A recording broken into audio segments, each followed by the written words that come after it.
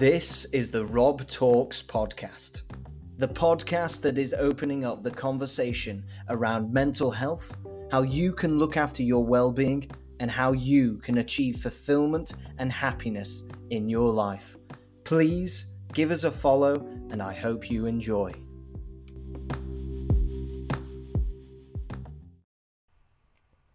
Hello, everyone, and welcome to the Rob Talks podcast. And this is episode 2, and we are in for an absolute banger today. I've had some major thoughts this week, I feel, that are in relation to just life in general, mindset, and all sorts of things. And this week, I'm going to try something different. I'm not actually going to tell you what I'm going to talk about.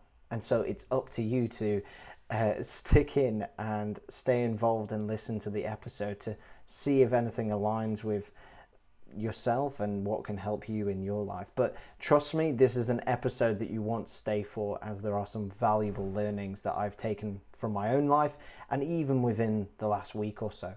And so this episode is going to be a packed one. It's going to be fantastic. I'd also like to say thank you so much for everyone who has watched the first episode. I am extremely appreciative of everyone that has listened. Sorry, I forgot that this is also on Spotify. But thank you so much for everyone who has listened and watched on YouTube the first episode. I'm really appreciative, and literally any feedback would be fantastic, because that is the only way that this podcast will improve. I suspect there will probably be a comment on the microphone. Don't worry, that will eventually improve over time. And hopefully, fingers crossed, with this podcast episode, we may have video. I don't currently have a camera, but I have Zoom recording. It may work, it may not, but we'll see what happens. But anyways, into Rob Talks podcast, episode 2. And the first thing that I wanted to talk about this week is from a fantastic book writer, speaker. I believe he can even be called a philanthropist. His name is Simon Sinek. And for anyone who knows me, they're probably cringing at the fact that I just said that. But Simon Sinek is a brilliant speaker and is a brilliant writer as well. He has written books on all about finding your purpose, how to find your why, and is just a fantastic speaker on lots of theories and backed up things as well around how to lead your life with passion and purpose. And I think he's just probably a lot better speaker to listen to than me. So if you find that this content is interesting and you've had enough of my voice, 100% go subscribe to him. He's already got like 1 million followers on YouTube. So go for it. And I would say he's definitely worth a listen, and definitely worth just seeing what you think about what he says, because a lot of what he says is incredibly important in terms of, lots of different aspects in life. Because Simon Sinek originally started off with his marketing agency and so has always been kind of this entrepreneur, corporate focused speaker.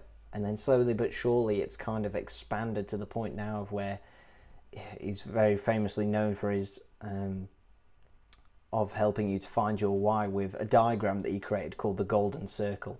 And yeah, it's just fantastic that if you are struggling to understand what your why is, you should go and check him out. And that's probably a topic that I will talk about for another day. But one of the topics that he has brought up, and in fact I believe he has written a book about, or is writing at least about, is something called living with an infinite or a finite mindset. Now, this may be something that you've never really considered before. Some people may be considering it every day, I don't know. But this is something that when I started to think about it, I thought, this is interesting, because I want to see how this fits in with my life.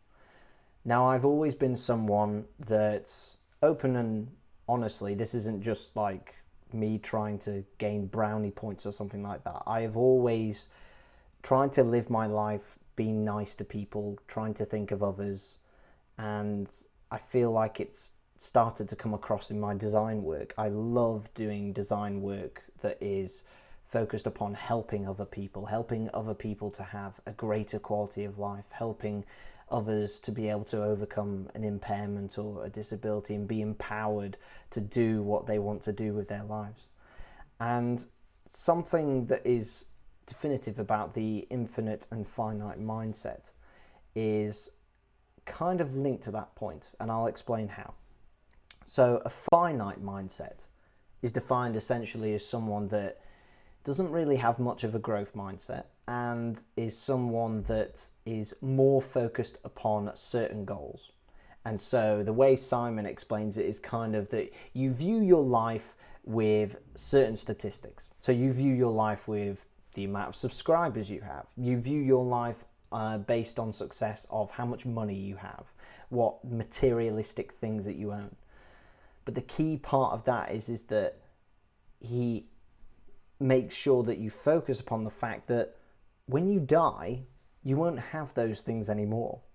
Now, I know that's quite a somber note, but it's true. That Ferrari that you bought and you saved up your money for and you thought, that's the thing I want, you're not going to have it after you die.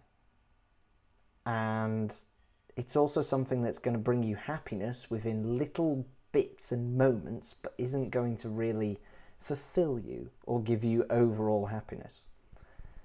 I would probably recommend going for a track day rather than buying a whole Ferrari, but you understand my point in that a finite mindset is where you're very much just focused upon what your life is now, what are the ratings that people will see me as a better person, or what I believe somehow makes me a better person with wealth and status and stuff like that.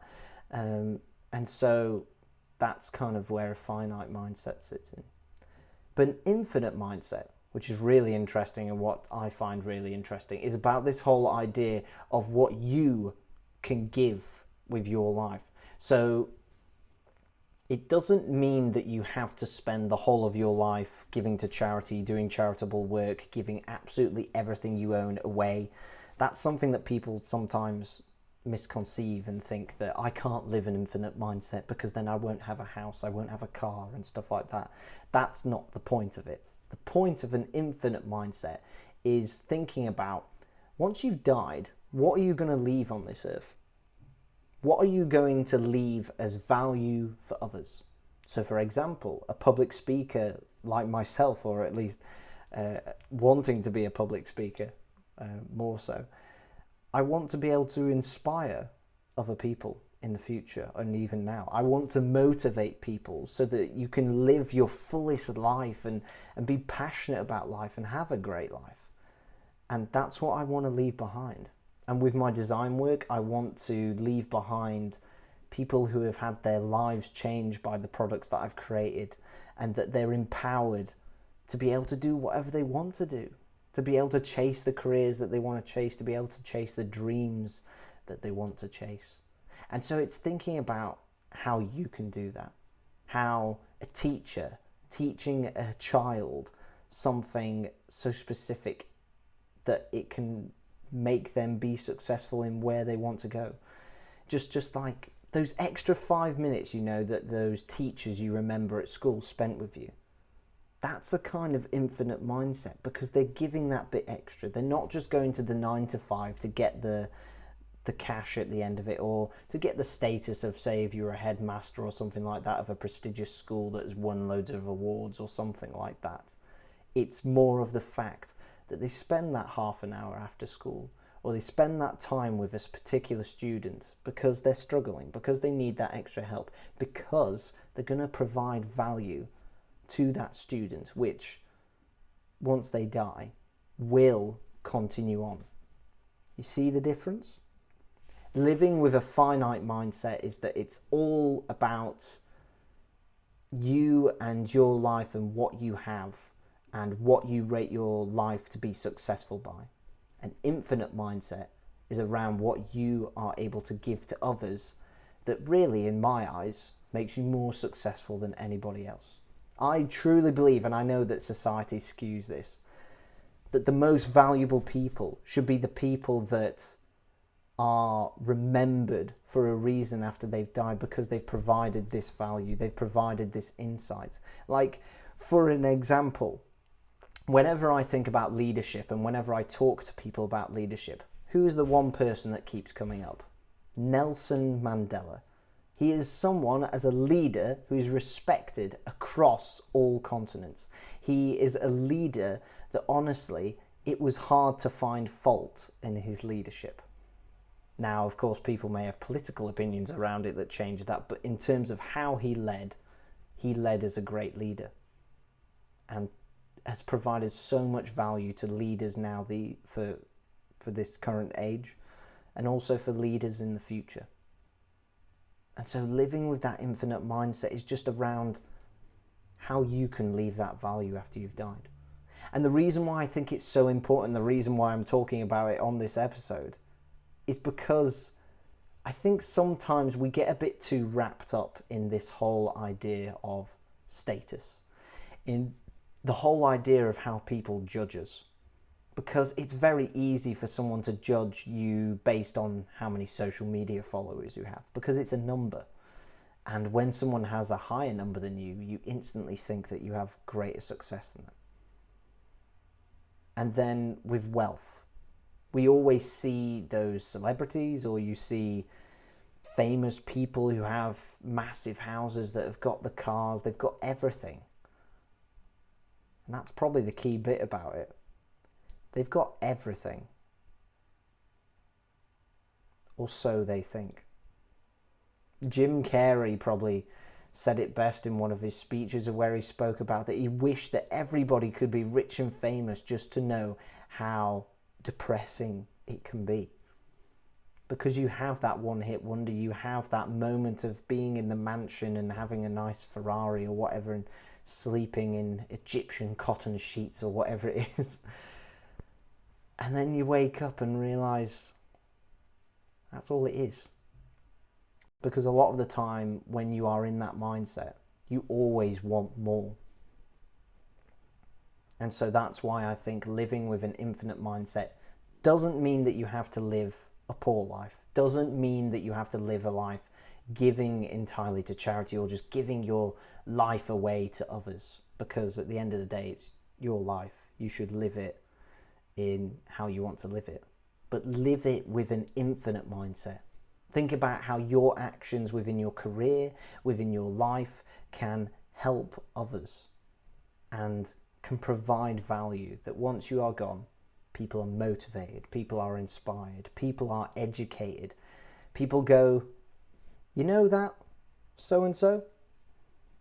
They inspired me today. Well, you know Joe Blogs from down the road? They taught me something today. And let's be real. I think everyone would wish, or the majority of people I've spoken to, would wish that they'd be remembered in that positive light and in that way. Now, the second thing that I wanted to speak about on this episode is actually quite topical. Because, as I say, these come from my notes from the week. And I'm recording this on Monday, so the previous Monday from when you're listening to this, or whenever you're listening to this. The date is the 4th of October, just to give you clarification. And on the 3rd of October, I ran the virtual London Marathon, which was a fantastic experience. It was 26.2 miles of something I've never experienced before. And it was honestly amazing. It was one of those things of where you dream about it, or you think about it and you think, one day I'll do it. One day I'll go and do it, you know, because it's one of those things I want to tick off my bucket list, so to speak. And then I realised now, a day later, I did it. I ran 26.2 miles, which even a couple of months ago felt impossible. And what I wanted to speak about is really what it has taught me, and kind of what this marathon and the process of training for the marathon and everything has taught me. Now, from those, of course, who understand the adversity that I've dealt with in my life, and don't worry, that will be discussed on a podcast episode one day when I feel as though it's fully ready to be just out there. I've kind of always gone ahead from that moment in life with this idea that I honestly sometimes feel invincible. And I think other people can have that mindset as well, as where you can feel invincible, you can have grit and resilience and be able to get through things. And that's why I really like to push myself. I've always wanted to run a marathon because it seems so audacious when you just sit, well, especially when you sat on the end of your bed eating a Ben and Jerry's tub of ice cream. That was me probably a year ago or so, maybe more like first year, but still, I love Ben and Jerry's. If anyone would like to send some, please do. And the idea of running a marathon just seemed crazy. It's one of those things that you just keep putting it off. And you know what I did? I did exactly what I did when I ran 100 miles in a month, which was for Teenage Cancer Trust back in 2020, I believe it was. And I just signed up for it. I said, you know what, I can probably do it, and just went for it. And luckily, it paid off-ish. Because the way that it's meant to work for a marathon, just to clarify for anyone who trains for one in the future, realistically, you're meant to train for about 12 weeks. And I remember I'd been training before the 12 weeks, and it got to the 12-week mark. But my training had been really inconsistent, and I thought, yeah, I'll be fine. And then those 12 weeks became 6, and I was kind of like, oh no, this is not good. And then for about 2 or 3 weeks, I wasn't very well, which then set me back even further. And so then we got to the point of where there's less than 4 weeks to go to this marathon, and I hadn't said anything on my socials. I hadn't told anyone except anyone who was in my family or close friends. And so I was debating quitting. I was debating giving up. I thought, I don't need to tell many people. Barely anyone knows about this. I can just let it disappear.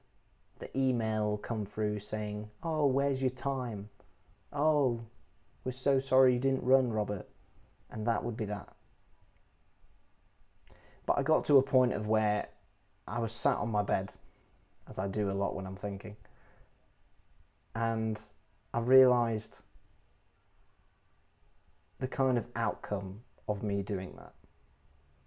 That people around me would be slightly disappointed, but that wasn't really the thing that mattered. It was the fact that I would be so disappointed. I would have a bit of guilt in me just by the fact that I told other people, that I told myself that I was going to do this marathon, and then I didn't do it. And that started to eat away at me. And I thought, no. For the adversity that I've been through in my life, through the hard times, a marathon doesn't compare to that. And so I know I can do this. And it took a lot of affirmations, a lot of self-talk, a lot of positive self-talk. But I got there eventually. And with less than 4 weeks to go, I went for it. And honestly probably went for it in the worst way possible, because you're meant to build the miles up slowly, you then peak, and then you're meant to, over the next coming weeks, slow it down. Instead, I came up into the weeks right before the marathon running stupid distances with with a lack of training. To the point of where I remember there was the first week where I was like, I have to push this. And I ran, I think it was on the Friday, I ran 10 miles on the Friday, and then on the Sunday ran 15. Now, you're not really meant to do that in running. You're only really meant to go about 10% up from your last run. And so I knew that it was going to need a big effort. And then 10 to 15, that then the next weekend became 20. And then I felt confident, so the next week after that I brought it back down to 10. But still, it was crazy, and I will probably never train like that again because it was just a bad idea. But the marathon taught me a lot. It showed to myself of how much resilience I have and how much grit I have. Because it got to that moment, and this was something that a previous marathon runner had spoken to me about, of where you hit around well, it depends who you are and how you are at running, of course, but you hit around 20-mile mark, and then it's those last 6.2 miles that really, really hurt. And that was what happened for me. I was trying to get a sub 4-hour time, and I was starting to realize that I could, but I ran a bit too quickly in the middle, and so got to around about in between 18 and 20, and I really started to feel it and thought, oh, this is going to be close. And those last 6.2 miles, I pushed through harder than I've ever pushed myself before. I've had moments, I remember, where I've done sprint training and I've come back to my flatmate saying, oh, that was the hardest session I've ever done. Those last 6.2 miles didn't touch that. And so what it has taught me, and what I hope it can teach you, is that, for one, if you put your mind to it, you can do it. Like, I'm not a professional runner. I'm not someone that has ever really run that distance before. The furthest I'd ever run previously was a half marathon in a very bad time. I've run multiple, like I think 4 now, half marathons, non-officially, in really bad times. And so for me to then run double that distance in a not bad time is insane. And so I hope if anyone is listening and considering, can I do that thing I'm thinking about, that ultra endurance event or whatever it may be, just go for it, because you 100% can. And the biggest thing that running this marathon and training for it taught me, that so much of it comes down to what's in your head. So much of it is the self-talk, the voice in your head that's trying to make you stop. And you've just got to push through it. You've got to fight back against it and say, no, I'm not stopping now. No, I know you want to stop in the next mile, but I'm not going to. I know it's a long way, but I'm going to keep going because I don't care what you think. That was literally the kind of self-talk that was going on in my head. And you just have to be able to find a way to push through. And then truly you will understand what it is to have grit and resilience. But I believe that's something that everyone can harness. This isn't just me, or I'm a special one-hit wonder or whatever. This is something that everybody can harness. And so potentially, this could be a bold statement, I believe everyone could run a marathon. I truly do. I'd love to hear some comments from people about what they think about that statement. But it really ties in nicely with my final theme for this episode, which is around visualization. Now, the first time that I was introduced to visualization, and this kind of leads into a nice story, is when I was on the personal development junior GB squad for archery. And this was when I believe I was 14, 15. I may have entirely got that age wrong. But I remember that there was a key thing of that you had these GB coaches of when you went to the sessions, that they were trying to teach you around visualization, this buzzword that no one really understood as a teenager of what they meant. And all they were trying to say is you've got to imagine that you're going to get that arrow and you're going to get it in the gold. You're going to get it not even in the gold, you're going to get it in the little circle that's in the gold. And you're not even going to get it in the little circle, you're going to get it on the X, which is genuinely, if anyone can see this on YouTube, the X is tiny. And then at Olympic standard, that little X is 70 meters away. And they want you to imagine that you're going to hit that. It's a little bit insane, but that is the first time that I started to understand visualization. And I genuinely used it as a way of something that you would dream about, something that you would think about. If you had a competition for the next day, before you go to bed, you would think about you hitting the gold and getting a nice grouping of your arrows in the gold, and you would just visualize that that was what was going to happen. But then I quit archery and that all went downhill. And so visualization went out the window. But the reason why this is so relevant is because I've used visualization in a different way. So a lot of the time, people in entrepreneurial spaces talk about, what's your vision? What's the vision for the business? Thinking about, what do you want the business to do in the next 5 years and stuff like that. But another way that vision can happen, or having a form of visualization, is for you personally and your personal development. And so what that can be, to explain it further, is basically how you see yourself in 6 months' time, how you see yourself in a year's time, 5 years, 10 years, whatever it is, how you can see yourself being in a better position, or I don't know, if you want to put a metric to it, being stronger, being richer, if you really care about that. And so visualization can be actually quite powerful, and I will tell you how. And this is a story I've only told a few people.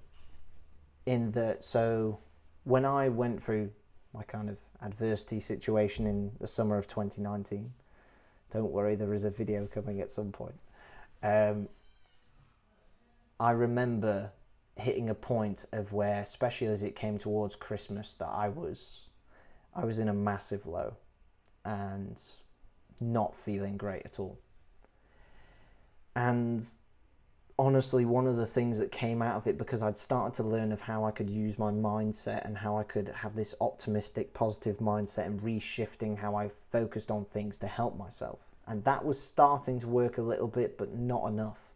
And the true thing that really pushed myself to the point of where I did Garutma Singh's podcast, totally to just plug that out there, love the G team. And that was in Easter, I believe.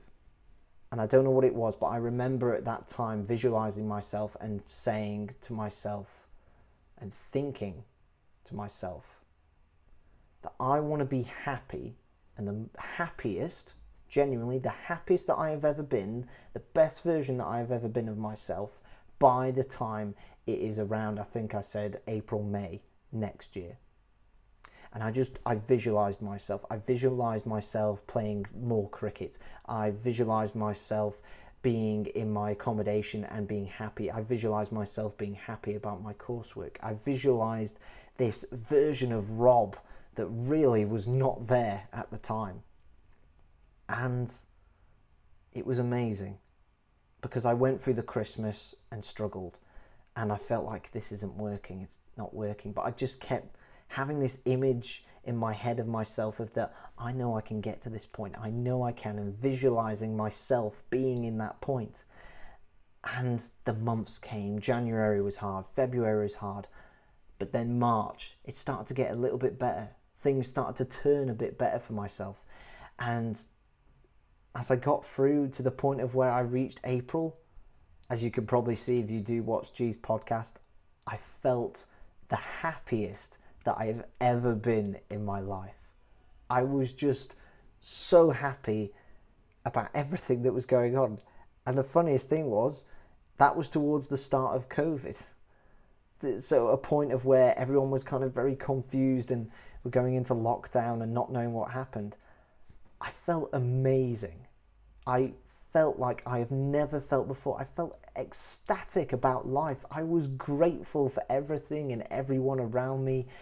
And I was just so happy to be doing the design work that I was doing. I was so happy to even still be able to connect with my friends and being able to just live life in such a happy state, because I'd been in such a low and such a hard time mentally that I didn't know what to do. And honestly, the outcomes of my visualization really speak for themselves. It's why I'm happy doing this podcast. Like, I love public speaking and I love being creative, and this is why I love doing this podcast already, and we're only in episode 2. And it's this kind of happiness that hopefully if you're watching YouTube you can see on my face. I'm absolutely like chuffed right now. And it's that kind of happiness that just hit me. And happiness is something that I want to define. It's not a destination. It is very much a journey. And so it wasn't just that I saw myself getting to April and being the happiest I've ever been, and then that was the end of that. It was a journey to build my happiness up so that I could just continue being happy as I went forward through the rest of the year. And it worked. I genuinely, even though 2020 was really tough, the reason why I tell people that I didn't struggle that much in lockdown, apart from, I think it was 2020 Christmas, was because I was so happy. I was fulfilled in what I was doing with my work and my university work, working in Enactus, PrepMate, everyone that knows all that, and just being able to go outdoors as long as that was allowed, and just being so grateful for life and loving my life in that moment. I was so happy, and it was all down to visualization and a change in my mindset. And that change in my mindset we will definitely talk about on a podcast episode in the future. But now, as we hit just over the half an hour mark, it's time just to say thank you so much for listening. Thank you so much for engaging in this episode, and I hope that you've really gained some value from it. I genuinely feel nearly emotional at this point, because I'm so happy to be doing this. I'm incredibly grateful to have the technology, to have the programming that I can record a podcast and have a conversation with whoever is listening that is truly authentic and is truly who I am as Robert McKinnon. And so I thank you so much for listening. Please subscribe, follow, whatever you want to do. I don't entirely understand yet how Spotify works with podcasts, so please follow and share the podcast as much as you can, and I hope that you've gained some value from this episode. Thank you so much for listening. I've been Robert McKinnon, and enjoy the rest of your week.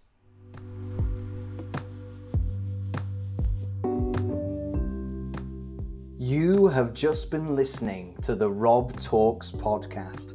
Thank you so much for listening, and please make sure to subscribe and give me a follow on YouTube, Spotify, Instagram, Facebook, or even LinkedIn. And I will speak with you soon. Stay safe and have a great week.